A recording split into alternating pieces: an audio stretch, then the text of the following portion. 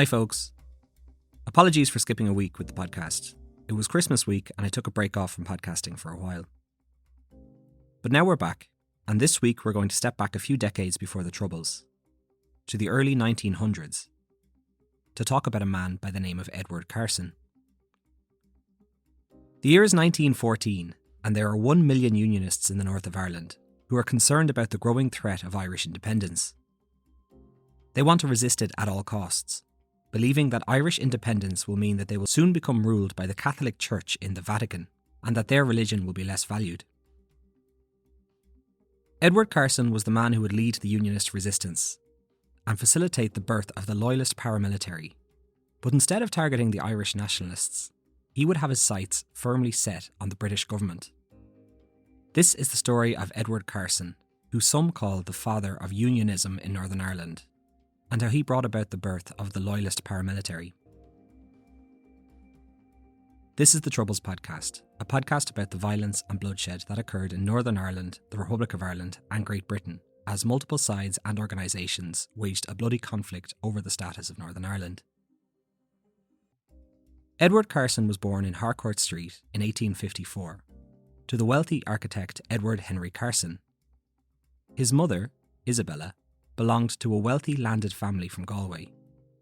The Carson family were originally Scottish, with Edward's grandfather moving over to Dublin from Dumfries in 1815. Edward was Anglo-Irish, which is a common term from the time, meaning people of English descent born or residing in Ireland. The Anglo-Irish people in Ireland were often significantly wealthier than their Irish counterparts. Edward had 3 brothers, and they were brought up in a fairly strict household, with his father, Edward Sr., deciding that Edward Jr. was to become a lawyer. Edward Jr. showed little aptitude in school. He spent many of his early days quite sickly. He hated playing sports and would feign all sorts of illnesses so as to avoid having to take part in physical activity in school. Carson sat the entrance exam for the prestigious Trinity College at the age of 17. He sat the exam at the same time as Dubliner Oscar Wilde. Wilde had won a scholarship, while Carson only just about passed the exam. Though the two were never friends, they were part of the same society, the Historical Society, which was a society centred around debating, something which would play a large part in Carson's life. Carson and Wilde's paths would cross again a few years later over in England, but we'll get to that later. In the Historical Society, Carson would spend a lot of time debating issues of the day, such as if hanging was ethical and whether it was a good idea to create a Catholic university, as Trinity College was very much a Protestant university. Carson graduated from Trinity and was called to the Irish bar, beginning his legal apprenticeship in Dublin, taking on a number of cases. He even defended his father in one case. In 1879, Carson met and fell in love with Annette Kerwin. She was from a poor family, and Carson's father disliked her and refused to attend their wedding. The two settled in Dublin, where Carson continued to find work, and began raising his young family. Some of his early work included defending Irish tenants who took cases against their landlords, but as his career progressed, he would eventually end up on the other side, taking part in cases against those which he had earlier defended, after the introduction of the Crimes Act. By 1886, Carson had 3 children and lived in a house overlooking Stephen's Green in the centre of Dublin city. He had developed a reputation as a brilliant barrister and orator, and was one of the most prominent barristers in Ireland at the time. At the age of 35, he was brought to England, where he was first a lawyer for the English courts before being appointed the title of Solicitor General for Ireland, which meant that he advised the Crown on all matters relating to Ireland. One of his most notable cases was against Irish poet and playwright Oscar Wilde. Wilde had been engaged in a romantic relationship with Lord Alfred Douglas. Homosexuality at the time was illegal, and Douglas's father, John, wanted Wilde to stop seeing his son. John left a calling card at a club which read, quote, "For Oscar Wilde, posing sodomite." He was essentially publicly calling Wilde gay. As a result of this, and against the wishes of his friends, Wilde initiated legal proceedings against Douglas's father for libel, in order to clear his name. By this stage, Wilde was earning money from his profession, and the public knowledge that he was gay could have been very damaging to his reputation, and would likely result in a prison sentence. John Douglas was arrested for criminal libel, but could avoid charges if he could prove that his accusation that Wilde was gay was indeed true. Douglas then hired Edward Carson to mount his defence. Carson was part of a team that included private detectives who delved deep into the life of Oscar Wilde, interviewing many male prostitutes that Wilde had been friendly with. The trial became a media sensation, and in court, Carson squared off against the eloquent Wilde.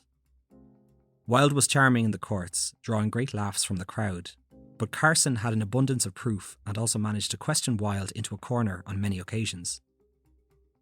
At one point, Carson asked Wilde if he had ever kissed one particular servant boy, to which Wilde responded, quote, "Oh dear no, he was a particularly plain boy, unfortunately ugly. I pitied him for it." Carson continued to press him, asking him if the only reason he didn't kiss him was because he was ugly.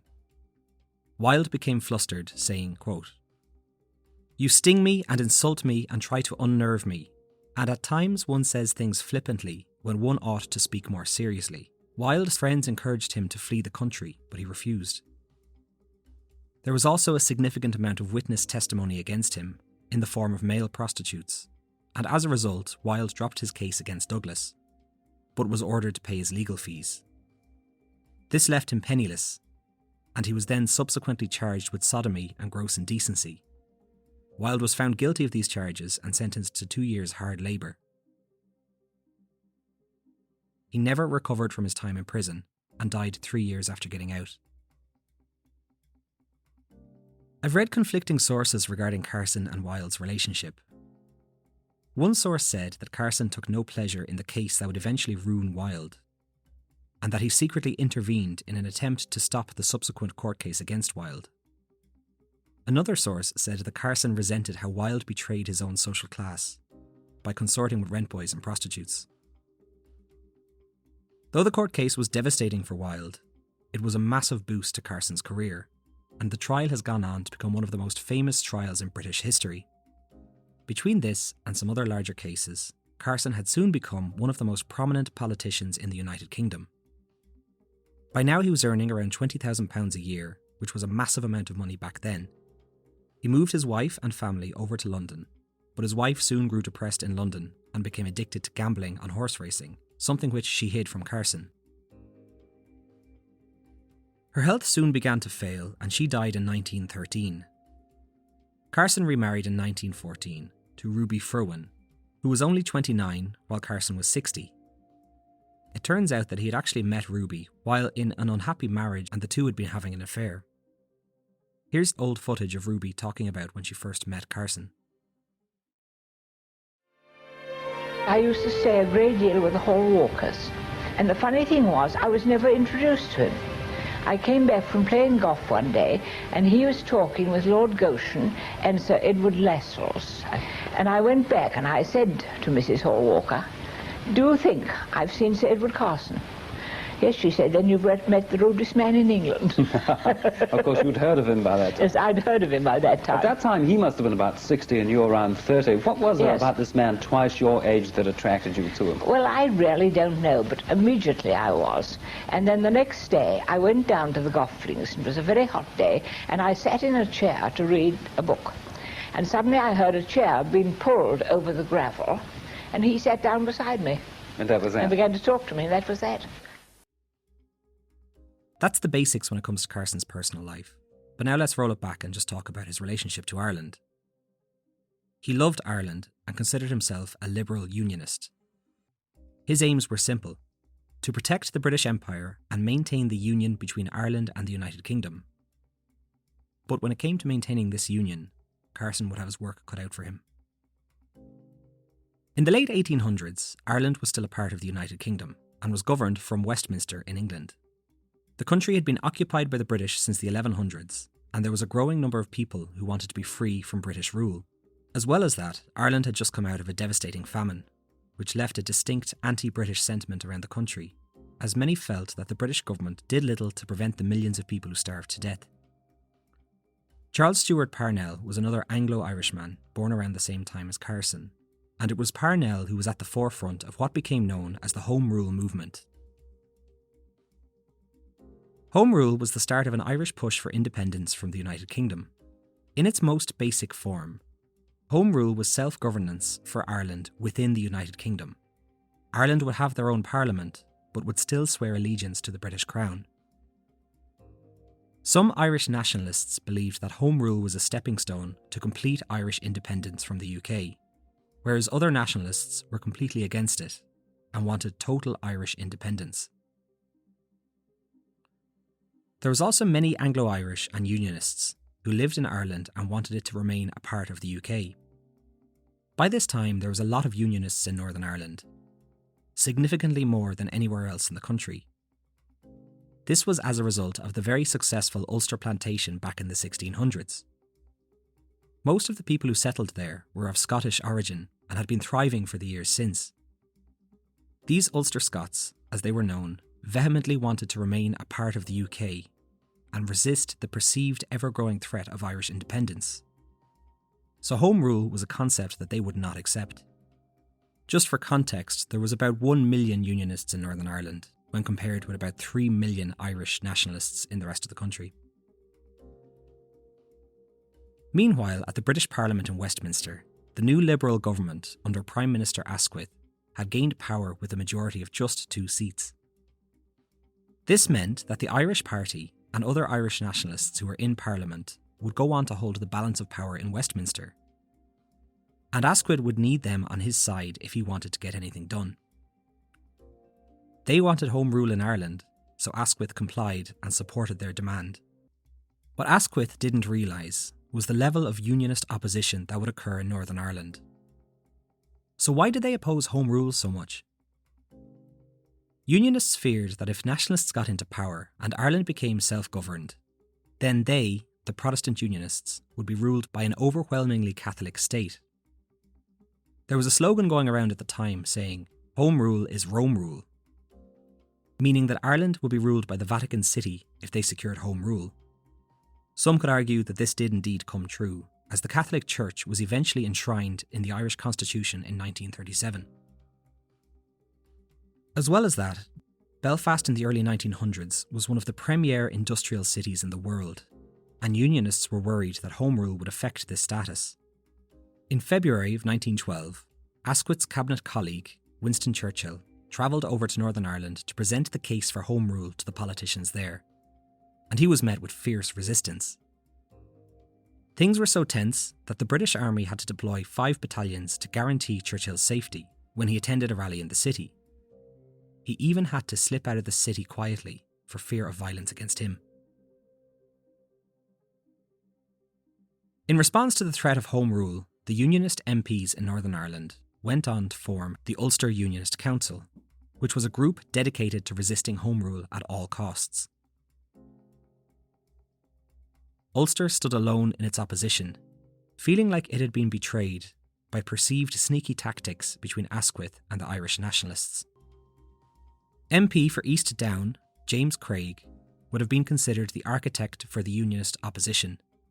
He realised that in order to successfully argue the case against Home Rule, that they would need a person who possessed the stamina, skills, experience and charisma to do so.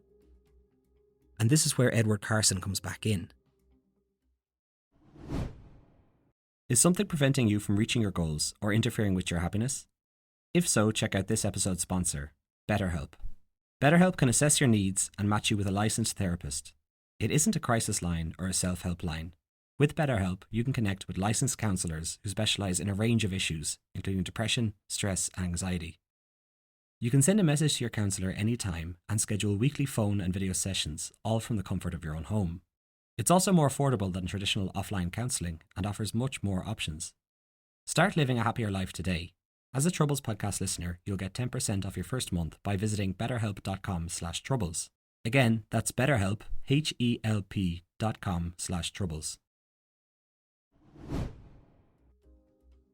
By this stage, Carson was very well known and established as an exceptionally skilled speaker who was well liked and respected by many.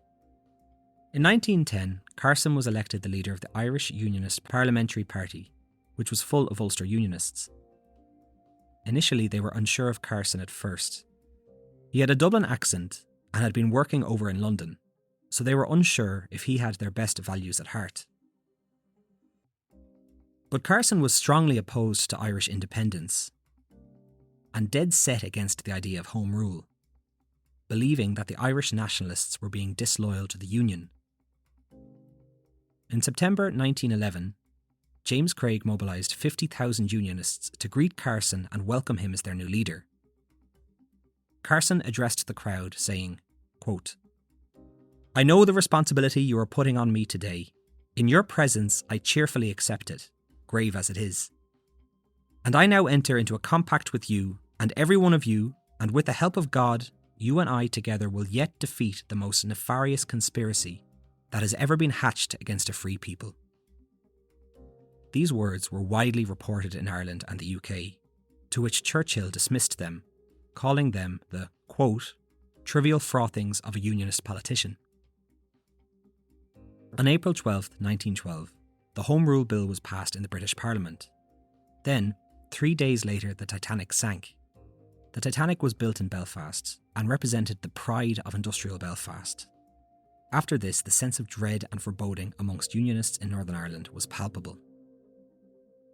Something drastic had to be done, and this would take the form of the Ulster Solemn League and Covenant.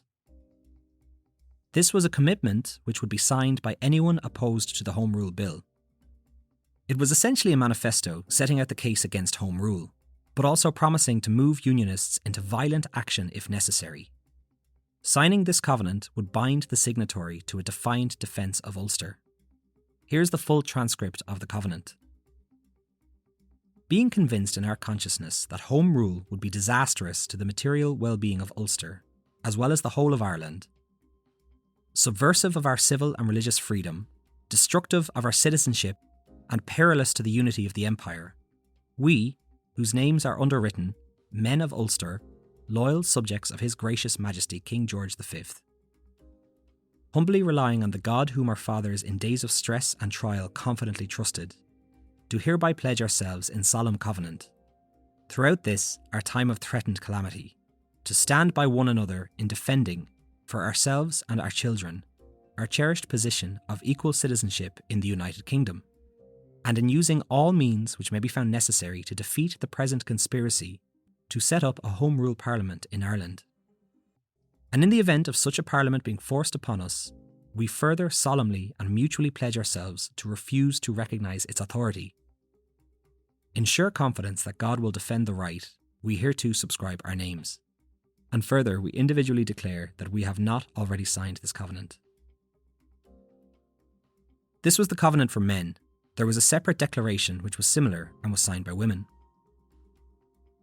On the day the covenant was first signed, Carson and Unionists all over Ulster went to church service where they heard sermons which drew parallels between what they were about to sign and the Old Testament covenants between God and the Israelites. The covenant was signed throughout September 1912. The first signatory was Carson, and then over the next few days, 237,368 men signed the covenant, and 234,046 women signed the declaration. Most of the signatories were Ulster Unionists, but there were just under 1,000 Southern Unionists who travelled to Ulster to sign it. There was also around 2,000 people in Dublin who signed it.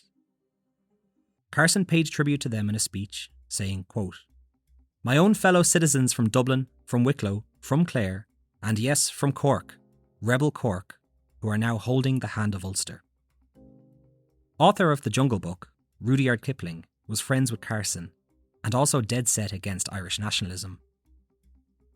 He believed that before the English arrived in Ireland, quote, "the Irish were a gang of cattle thieves living in savagery and killing each other while writing dreary poems about it all." Kipling wrote a poem to immortalise the signing of the covenant called Ulster 1912. Here's an excerpt from the poem. "We know the war prepared on every peaceful home. We know the hells prepared for such as serve not Rome. The terror, threats and bread in market, hearth and field. We know when all is said, we perish if we yield." There was also a rumour that staunch loyalist Frederick Hugh Crawford signed the covenant in his own blood, but an analysis of the signature has taken place in recent years, ruling that there is a 90% chance that it's not signed in his blood, but rather just red ink. With the signing of the Covenant completed on the 28th of September, that date became known as Ulster Day. The Covenant was worded specifically to say that violence was an option if the Crown continued to push Home Rule through Parliament. And in the months before the signing, there were the first whispers of the setting up of a loyalist paramilitary group. But funnily enough, not to fight against the Irish nationalists, but in fact to fight against the British Crown. At the beginning of the year, the fraternal group, the Orange Order, began organising small militias and drilling. And then on April 9th, 100,000 men marched in columns. Then, in January 1913, the Ulster Volunteer Force was officially established. So now we have Carson leading the political resistance against Home Rule. We have hundreds of thousands of people signing a covenant to oppose it. And now we have a paramilitary group dedicated to violently opposing it. They just needed one thing: guns. According to some sources, Carson seemed initially reluctant to support a plan to import arms into the country from Germany, but he soon came around to the idea and gave it his blessing. So on April 24th, 1914, a large shipment of arms composed of about 25,000 rifles and 3 million rounds of ammunition arrived in the port of Larne in Northern Ireland, destined for the UVF. They arrived on a Norwegian cargo vessel, which was named the SS Fanny. And the guns had been ordered by the alleged blood signatory Frederick Hugh Crawford. It should be noted that Germany also sent a shipment of around 1,000 arms to the pro-Home Rule Irish nationalists later that year, so they weren't exactly loyal to either side. The British government was not happy to hear about this shipment, but did little to prevent it. Soon-to-be Prime Minister of the UK, Lloyd George, said that Carson lived by the law and now flouted it. Here's where it gets a bit complicated. Many of the pro-Home Rule Irish nationalists weren't happy that Carson had welcomed the threat of violence and believed that he was breaking the rules. But then there were other Irish nationalists who had different opinions and were delighted that Carson was squaring off against the British government. In response to the foundation of the Ulster Volunteers, an Irish nationalist force was founded, who became known as the Irish Volunteers. With Northern Ireland on the brink of civil war, world events would put everything on hold. The Great War, aka World War I, kicked off in 1914, and with that, Carson offered the services of the Ulster Volunteers to aid the British Army. The men of the 36th Ulster Division went off to fight. Carson could have used this time to launch an attack against the Crown, while they were distracted by events in Germany, but he chose not to, saying, quote, "England's difficulty is not Ulster's opportunity. However we are treated, we do not seek to purchase terms by selling our patriotism." Despite his perceived honour, it was during World War I that Home Rule was finally passed in Westminster, but the implementation was suspended until after the war. As the war raged on, Asquith's Liberal government was forced to enter into the UK's first ever coalition government, and Carson was appointed to serve as Attorney General, which was the principal legal advisor to the government. This came as a surprise to many, since Carson supported buying arms to forcefully resist the government just a few years ago. Lloyd George then replaced Asquith as Prime Minister, after Asquith was accused of mishandling the war effort. Carson was then given a new title, the First Lord of the Admiralty. This was at a time when German U-boats were wreaking havoc in the seas.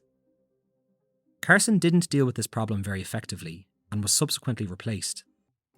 When the war ended, Carson was tired of his time spent in government and he retired from the public eye. But during these final few years of the war, Ireland had continued to agitate for independence from the UK, and the final Home Rule Bill was then introduced in 1920. The Ulster Unionists, having just fought in World War I, had no desire to return home from war only to jump into another civil war, so the only real solution was partition. The Government of Ireland Act of 1920, which was also known as the fourth and final Home Rule Bill, saw 6 counties of Ireland partitioned and remain a part of the UK. The south of Ireland would still remain a part of the UK, but be self-governed. By this stage, it had taken 8 years to get the bill across the line, and the terms were a bit outdated. and the Irish nationalists declared the south of Ireland its own republic. With the idea of a union between Ireland and the UK shattered, Carson's influence over unionism waned, and he realised that he was fighting a losing battle, and resigned from his post as leader of the Ulster Unionist Party. Carson never wanted Ireland to split, or be partitioned, so this new executive in Northern Ireland really didn't fit into his vision for his beloved Ireland. He was invited to become the first Prime Minister of Northern Ireland in 1921, but declined, and James Craig took up the post instead.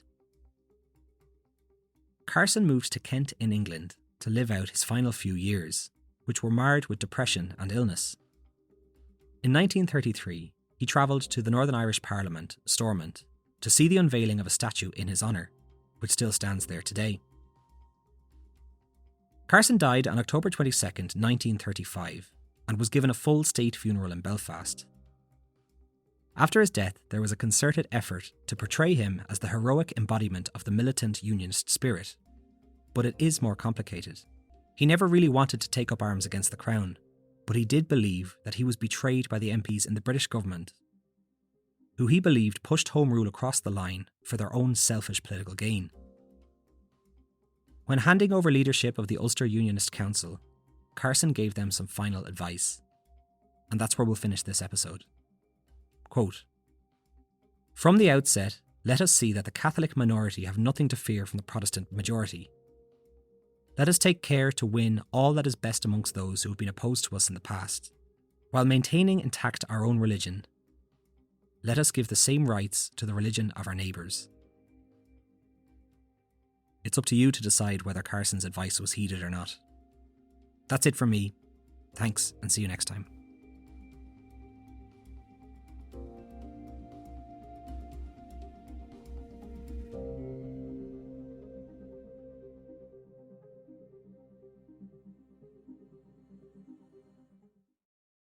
The Patreon is a great way to show your support. I release the episodes there early, and I also put out a companion video with each episode. On Patreon, the episodes are also completely ad-free, and you can listen on your own personal RSS feed on your podcast player. I'll also be posting there the full show notes for every episode. You can support the podcast over at patreon.com/The Troubles Podcast. Alternatively, if you'd like to support the podcast in a once-off fashion, you can do that over at buymeacoffee.com/The Troubles Podcast. You can also support the podcast by leaving reviews or simply telling your friends. It all helps.